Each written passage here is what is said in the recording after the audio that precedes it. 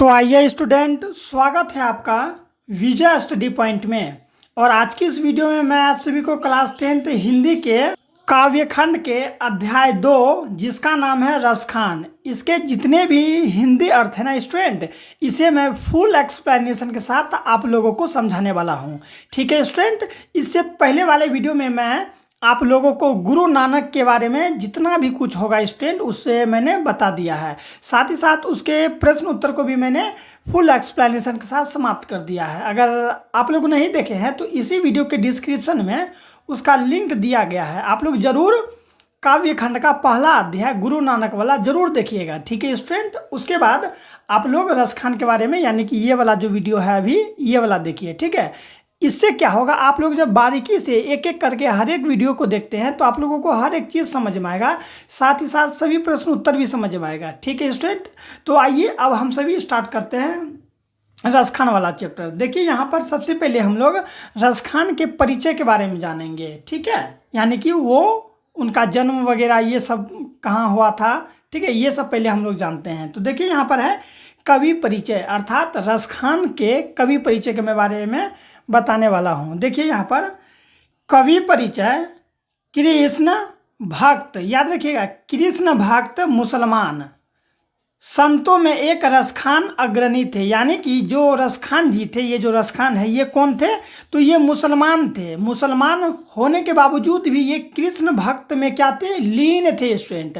और कृष्ण भक्त में इसे अग्रणी भी माना जाता है क्योंकि ये मुसलमान भले ही इसका धर्म कुछ और हो लेकिन ये क्या थे, कृष्ण भक्ति में लीन रहते थे। ठीक है, रसखान का जन्म दिल्ली के पठान वंश के राजघराने में हुआ था। अगर आपसे पूछेगा कि रसखान का जन्म कहाँ हुआ था तो याद रखिएगा आप लोग कि रसखान का जन्म दिल्ली के पठान वंश, कौन वंश, दिल्ली के पठान वंश के राजघराने में हुआ था। ठीक है, बाबर के आक्रमण से, बाबर यानी कि मुगल साम्राज्य का नाम आप लोग सुने होंगे, तो वही मुगल साम्राज्य के जो शासक थे बाबर, बाबर के आक्रमण से पठान वंश का अंत हो गया। यानी कि रसखान का जो ये वंश था स्टूडेंट, पठान वंश, उसका क्या हो गया, अंत हो गया, यानी कि समाप्ति हो गया तथा दिल्ली पर मुगल वंश का शासन कायम हो गया। यानी कि ये जो बाबर लोग थे, जो मुगल साम्राज्य के राजा वगैरह थे, ये क्या किए, दिल्ली पर आक्रमण करके पठान वंश को समाप्त कर दिए। ठीक है, पठान वंश को जब समाप्त किए तो दिल्ली में ही अपना शासन व्यवस्था को कायम रखा।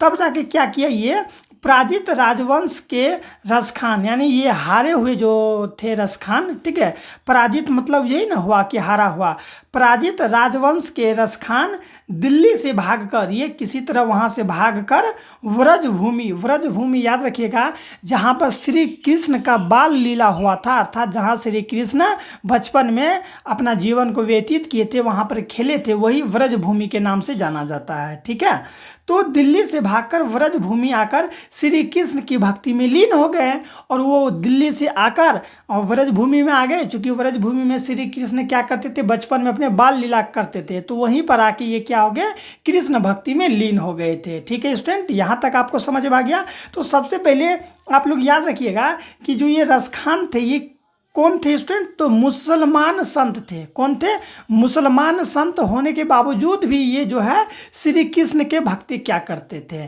ठीक है, आप लोग याद रखिएगा। और ये एक पठान वंश के थे, यानी कि रसखान किस वंश के थे, पठान वंश के राजघराने परिवार से हुआ करता था।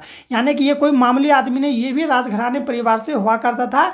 लेकिन बाबर के आक्रमण से वो क्या हुआ, पठान वंश का अंत हो गया और वहाँ से वो किसी तरह भाग के कहाँ पर आ गए, तो व्रज आ गया, व्रज भूमि में आ गए। यानी कि वही व्रज समझते हैं ना, व्रज जहाँ पर श्री कृष्ण अपना बाल लीला किए थे वहाँ पर आ गए और यहाँ पर आके वो भक्ति में लीन हो गए। कौन, तो याद रखिएगा रसखान। फिर आगे है कि वे अपना गुरु गोस्वामी विठलनाथ, क्या नाम है उसका, गोस्वामी विठलनाथ को माना। अब कोई भी व्यक्ति हो या कोई भी इंसान हो स्टूडेंट, वो कभी न कभी अपना जीवन में किसी न किसी को वो अपना गुरु जरूर बनाता है, क्योंकि बिना गुरु का कोई भी अपने ज़िंदगी में आगे नहीं बढ़ सकता है। तो इनका गुरु कौन बना, तो गोस्वामी विठलनाथ, विठलनाथ कौन, गोस्वामी विठलनाथ को वो अपना गुरु बनाया, और जिन्होंने रसखान को पुष्टि मार्ग की दीक्षा दी और वही यानी कि गोस्वामी जी ने ही उन्हें क्या किया, अपना शिष्य बनाकर उन्हें क्या किया, शिक्षा दीक्षा दिया और उन्हें पुष्टि मार्ग का राह दिखलाया। तो आप लोगों को स्टूडेंट यहाँ तक समझ में आ गया। यहाँ पर ऑब्जेक्टिव बनेगा कि रसखान कौन संत थे, तो याद रखिएगा वो एक मुसलमान संत थे, भूलिएगा नहीं, कौन वो थे, मुसलमान संत थे। उसका जन्म कहाँ हुआ था, तो जन्म हुआ था दिल्ली में। कौन से वंश में हुआ था, तो पठान वंश में हुआ था। कौन वंश में हुआ था, पठान वंश में। वो क्या थे, तो याद रखिएगा राजघराने परिवार से थे वो, ठीक है। कौन परिवार से थे, राजघराने परिवार से थे। तो वो कहाँ से, प्रश्न बनेगा कि रसखान कहाँ से आके ब्रज भूमि में बस गए, तो याद रखिएगा स्टूडेंट वो दिल्ली से आके, ठीक है। वो किस वंश से हुआ करते थे, तो पठान वंश से। ये सभी के सभी समझ में आ गया। साथ साथ आपको ये भी याद रखना होगा कि ये जो रसखान है, रसखान के गुरु कौन थे, तो याद रखिएगा गोस्वामी विठलनाथ, ठीक है, गोस्वामी विठलनाथ। यही इनको क्या किया, शिक्षा दीक्षा दी है, ठीक है। तो आइए अब हम लोग आगे देखते हैं। यहाँ पर है रसखान के रचित ग्रंथ, जो रसखान जो अपना रचना किए उन्हीं के बारे में है। रसखान के रचित ग्रंथ कौन कौन सा है, तो पहले थोड़ा सा हम लोग वो देख लेते हैं कि प्रेम वाटिका और सुजान रसखान, नाम याद रखिएगा, प्रेम वाटिका और सुजान रसखान। प्रेम ये दो जो है यानी कि कौन कौन, प्रेम वाटिका और सुजान रसखान, ये रसखान के रचित ग्रंथ है। कौन कौन, रसखान के कितने रचित ग्रंथ है, दो। कौन कौन, प्रेम वाटिका और सुजान रसखान, ठीक है। फिर यहाँ पर है कि प्रेम वाटिका यानी ये वाला जो है ना, इनके रचित ग्रंथ है। प्रेम वाटिका का रचना काल 1610 ईस्वी माना जाता है, यानी कि जो इनका रचना हुआ था 1610 ईस्वी के आसपास हुआ था, ठीक है। जिसमें कृष्ण भक्ति पर आधारित दोहे, यानी कि इसमें प्रेम वाटिका में श्री कृष्ण के भक्ति पर आधारित दोहा है, और ठीक है, दोहा है, साथ साथ सवैये हैं उनके, श्री कृष्ण के बारे में सवैये हैं आदि उपलब्ध है, ठीक है। यानी कि आप लोगों को समझ में आ गया कि प्रेम वाटिका का जो है कि रचना काल क्या है, तो 1610 ईस्वी है। उसमें क्या है, प्रेम वाटिका जो ये ग्रंथ, इसमें क्या है, तो प्रेम वाटिका जो ग्रंथ है स्टूडेंट, इसमें क्या है, श्री कृष्ण भक्ति का क्या है, दोहा है, सवैया उपलब्ध है, ठीक है। आप लोगों को समझ में आ गया। अब देखिए यहाँ पर है स्टूडेंट, आप लोगों को याद रखना होगा, समझिए इसको बहुत ही ध्यान से। अगर स्टूडेंट आप लोगों को समझ में आ रहा है तो चैनल को सब्सक्राइब जरूर कर ले, ताकि इसके जितने भी ऑब्जेक्टिव हो, साथ साथ सब्जेक्टिव प्रश्न हो, मैं आप लोगों को समय पर करवाते रहूं। साथ ही साथ क्वेश्चन बैंक सब भी मैं बहुत जल्द आप लोगों को करवाने वाला हूं, इसलिए चैनल को सब्सक्राइब जरूर कर लीजिएगा। यहाँ पर है स्टूडेंट प्रेम ऐनी श्री राधिका। अब इनके बारे में मैं अगर आपको यहाँ बुक से समझाऊं तो यहाँ थोड़ा सा आप लोग देख लीजिए। ये जो देख रहे हैं स्टूडेंट आप लोग, ये जो पद है प्रेम ऐनी श्री राधिका, इसके बारे में थोड़ा सा जान लीजिए, यानी कि पद परिचय देख लीजिए थोड़ा सा, क्योंकि जब आप लोग पद परिचय देख लेते हैं तब ना आपको पता चलेगा कि आखिर आप पढ़ेंगे क्या। वही चीज़ यहाँ पर है, प्रेम ऐनी श्री राधिका के बारे में थोड़ा सा पद परिचय देख लेते हैं कि इसमें हमको क्या पढ़ना है। तो इसमें हमको पढ़ना है स्टूडेंट कि इस दोहे में रसखान भगवान श्री कृष्ण और राधिका के, किसके स्टूडेंट, रसखान जी जो है भगवान श्री कृष्ण और राधिका जी के युगल स्वरूप को प्रेम का खजाना कहा है। तो प्रेम का खजाना किसे कहा गया है, तो याद रखिएगा भगवान श्री कृष्ण के युगल स्वरूप को। युगल स्वरूप क्या होता है, इसमें एक युवक होता है और एक युवती होता है, अर्थात युवक हमारे श्री कृष्ण है और युवती हमारे श्री राधा है, ठीक है। श्री जो है कि श्रीमती राधा वही है, समझ में आ गया। यानी कि इसमें जो युगल स्वरूप है, युगल स्वरूप का अर्थ हुआ कि युगल स्वरूप में दो रहेगा, कौन, एक होगा युवती, एक होगा युवक, ठीक है। तो युवक के रूप में कौन है, हमारे श्री कृष्ण जी, और युवती के रूप में कौन है, तो राधिका जी, समझ में आ गया। तो वही रसखान जी कहते हैं कि भगवान श्री कृष्ण और राधिका जी के युगल स्वरूप को प्रेम का खजाना कहा है, अर्थात राधा कृष्ण के युगल स्वरूप, राधा कृष्ण के युगल स्वरूप यानी कि दोनों का जो जोड़ा है स्टूडेंट, युगल स्वरूप जो है दोनों का, पति पत्नी प्रेम प्रेमिका का ये जो जोड़ा है, युगल स्वरूप की जो भक्ति करता है उसे भगवान श्री कृष्ण अपने रंग में रंग कर प्रेममय कर देता है। जो भी व्यक्ति हो, ठीक है, चाहे वो किसी भी धर्म, किसी भी संप्रदाय के हो, अगर वो क्या करते हैं, भगवान श्री कृष्ण और राधा के युगल स्वरूप यानी कि दोनों का जो जोड़ा होता है, आप लोग कभी न कभी चित्र वगैरह में जरूर देखे होंगे कि भगवान श्री कृष्ण और राधा का एक साथ वाला तस्वीर, उसका दर्शन जो भी करता है भगवान उसे क्या करता है, अपने रंगमय जीवन में उसे क्या कर लेता है, प्रेममय कर लेता है, यानी कि वो अपने साथ उसको रख लेते हैं, उनका जो जीवन है उसका जीवन धन्य हो जाता है स्टूडेंट। तो यही चीज़ हमको देखना है कहाँ पर स्टूडेंट, तो ये वाला पद में, यहाँ पर देख सकते हैं आप, ये वाला जो पद है ना, इसमें हम लोग को यही सब चीज़ के बारे में जानना है कि भगवान श्री कृष्ण के बारे में जानना है कि कैसे रसखान उनके प्रेम का गुणगान करते हैं।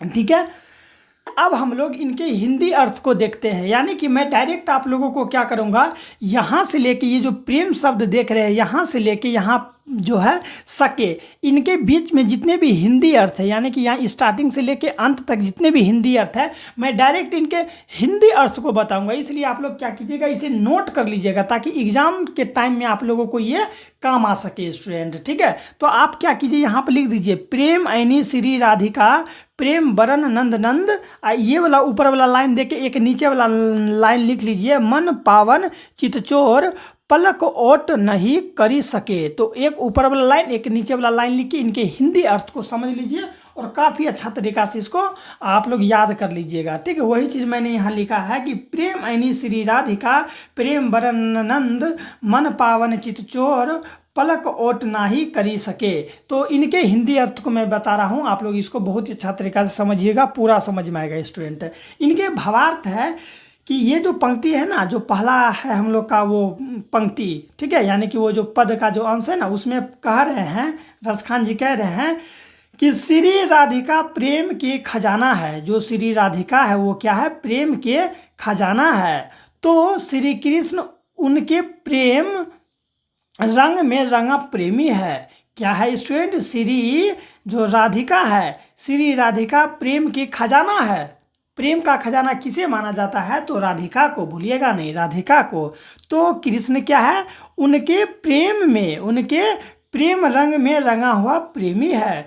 दोनों एक ही प्रेम वाटिका, वाटिका का अर्थ होता है बगीचा। ठीक है स्टूडेंट, दोनों एक ही प्रेम वाटिका के दो नायक, दो नायक बोले तो एक माली दूसरा मालिनी। जैसे कि बगीचा में माली होता है ना, उसका देख रेख करने के लिए, वही प्रेम का जो वाटिका है उसमें एक माली है तो दूसरा मालिनी है, मालिन है। अर्थात श्री कृष्ण हमारे माली है और मालिन कौन है, तो राधा जी है। मोहन के, मोहन अर्थात याद रखिएगा, मोहन अर्थात श्री कृष्ण। मोहन के रूप सौंदर्य को देखकर रसखान ऐसा कह रहे हैं कि मोहन के रूप सौंदर्य को देखकर रसखान की ये आंखें अपने वश में नहीं रहा। ये जो मोहन का इतना सुंदर, इतना सुशील ये जो चेहरा, ये जो सौंदर्य को जब वो देखा तो उनका जो आंख है स्टूडेंट वो वश में नहीं रहा। अर्थात वर वक्त उन्हीं के प्रेममय स्वरूप के प्रति ये आंखें, यानी उनका जो ये आंख है, ये जो दोनों आंखें हैं, जब से श्री कृष्ण को देखे हैं उसी को देखने का इच्छा प्रकट करता है। वही यहाँ पर है आगे कि युगल स्वरूप पर टिकी रहती है। युगल स्वरूप मतलब राधा और श्री कृष्ण का एक साथ का जो वो होता है ना स्वरूप, वही स्वरूप पर रसखान का नज़र टिका रहता है। और इसका जो पलक है वो हमेशा यही चाहता है कि मैं अगर देखूं तो श्री कृष्ण के वही युगल स्वरूप को देखूं। उसी प्रकार जैसे बाण को खींचते समय धनुष से छूटकर चला जाता है। ठीक है, जिस प्रकार आप लोग देखे होंगे जो तीर और बाण चलाता है तो कितना ध्यान से तीर चलाते समय अपना आँख को जो है कि अपना शिकार पर स्टूडेंट उसको निशाना लगाता है। उसी प्रकार जो ये है रसखान का नज़र भगवान से हटता ही नहीं है। ठीक है, मेरे मन स्वरूप याद रखिएगा, मेरे वही रसखान के मेरे मन रूपी माणिक्य रत्न देखकर चितचोर कहलाने वाले नंद के नंदन चुरा लिए। जब मैं, याद रखिएगा, जब मैं, वही रसखान कह रहा है कि जब मैं बिना मन वाला हो गया तो क्या कर सकता हूँ। मैं तो कृष्ण और राधिका के प्रेम पास में फंस गया हूँ। कह रहे हैं कौन, रसखान कह रहे हैं कि मैं अब करूँ क्या, मैं तो श्री कृष्ण और राधिका के प्रेम पास में मैं फंस गया हूँ।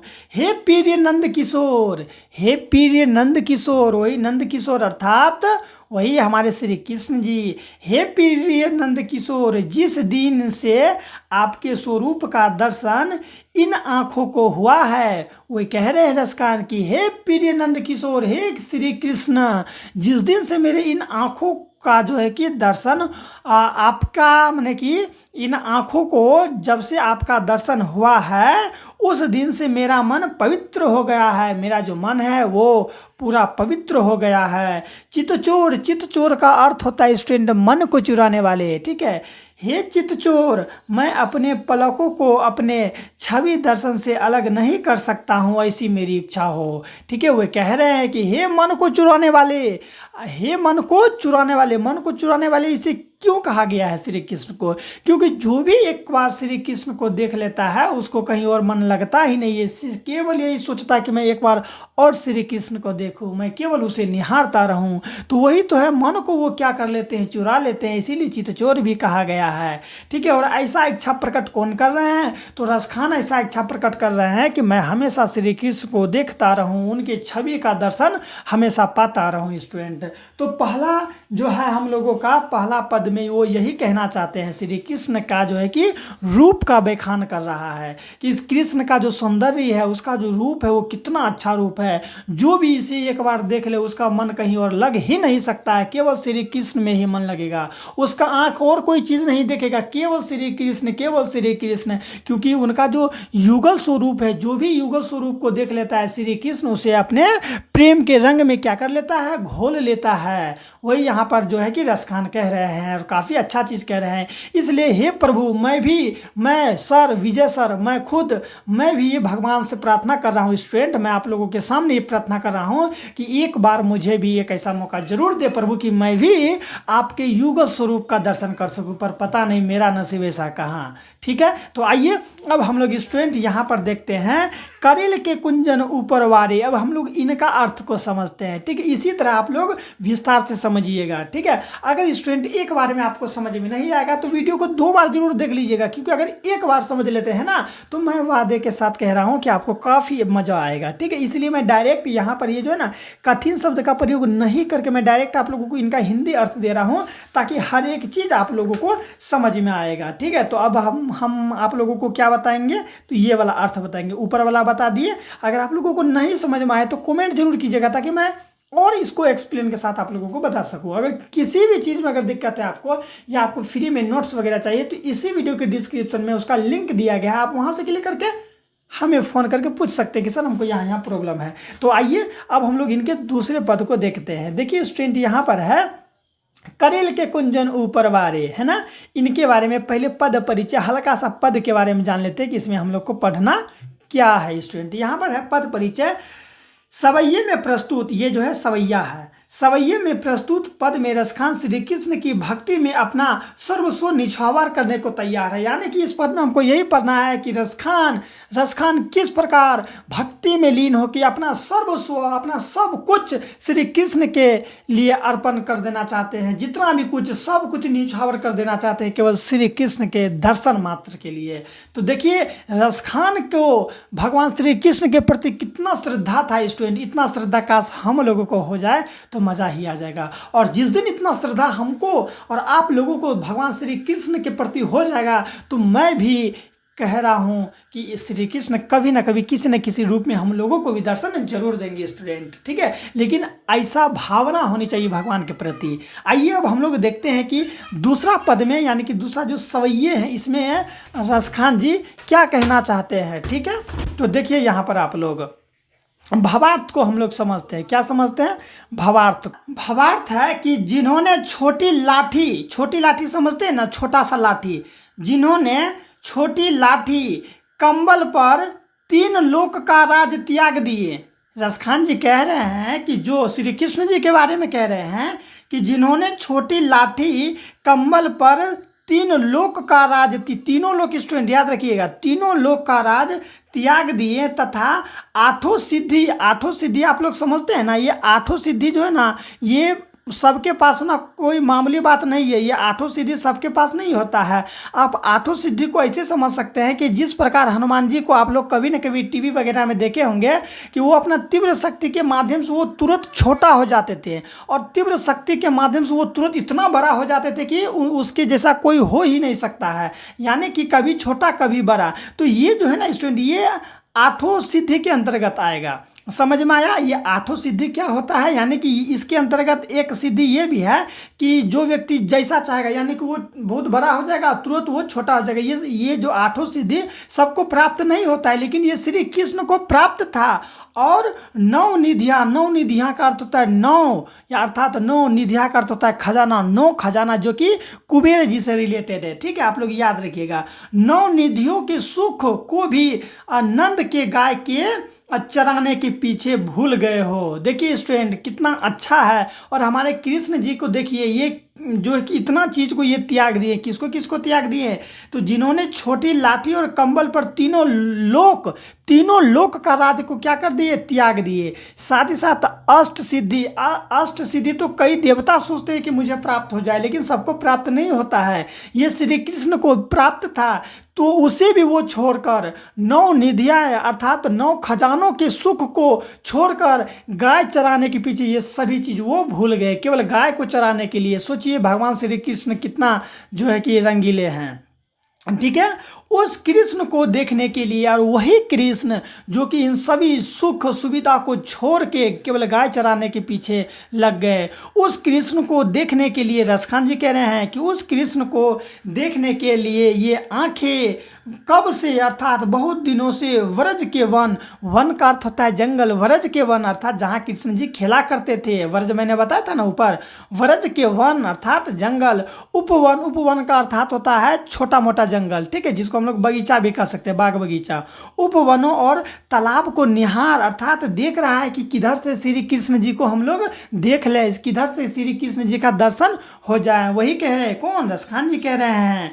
उनके दर्शन हेतु इंद्र के करोड़ों स्वर्ग, यानी स्वर्ग लोक का मालिक कौन होता है? तो इंद्र होता है। तो वही रसखान जी कह रहे हैं कि इंद्र के करोड़ों स्वर्ग को प्रेम वाटिका स्वरूप, किस स्वरूप? प्रेम वाटिका स्वरूप भगवान श्री कृष्ण के ऊपर मैं बलिदान कर दूंगा। अर्थात केवल श्री कृष्ण के दर्शन के लिए, याद रखिएगा स्टूडेंट, केवल श्री कृष्ण के दर्शन के लिए इंद्र के ये जितना भी स्वर्ग लोग है मैं इसे त्याग दूंगा। स्टूडेंट, मुझे नहीं चाहिए वो स्वर्ग लोक, मुझे केवल श्री कृष्ण का दर्शन चाहिए। सोचिए स्टूडेंट, भगवान के प्रति कितना जो है कि इनकी श्रद्धा है। तो इन्हें ना प्राप्त होगा कि हम लोगों को प्राप्त होगा। ठीक है, एक दिन पूजा करते हैं, दूसरा दिन मांस मछली खा लेते हैं, तो हम लोग को कहाँ से प्राप्त होगा? क्या? भगवान का दर्शन। वही चीज़ है कि स्वरूप भगवान श्री कृष्ण के बलिदान के ऊपर मैं निछावर करता हूँ, ऐसी अभिलाषा को वो प्रकट कर रहे हैं। कौन स्टूडेंट? तो रसखान। आप लोग फिर से एक बार इनके भावार्थ को समझ लीजिए कि रसखान जी कह रहे हैं, कौन कह रहे हैं? रसखान जी कह रहे हैं कि जो एक छोटी लाठी, रसखान कह रहे हैं कि जो एक छोटी लाठी कंबल पर तीनों लोक का राज को क्या कर दिया? त्याग दिया। आठों सिद्धि मैंने बताया था ना, आठों सिद्धि में एक सिद्धि वो भी है जिसके तहत हनुमान जी क्या होता है? तुरंत में बड़ा हो जाता है, तुरंत में छोटा हो जाता है, वो आठों सिद्धि के अंतर्गत आएगा। तथा नवनिधि अर्थात नौ खजाना जो कि कुबेर जी से रिलेटेड है। नौ निधियों के सुख को क्या करता है? नंद के गाय चराने के पीछे ये सभी के सभी सुख सुविधा को भूल जाते हैं। उस कृष्ण को देखने के लिए कब से मेरी आंखें व्रज के जंगल में, ठीक है, व्रज के तालाबों को निहार रहा है कि किधर से मैं देख लूँ एक बार।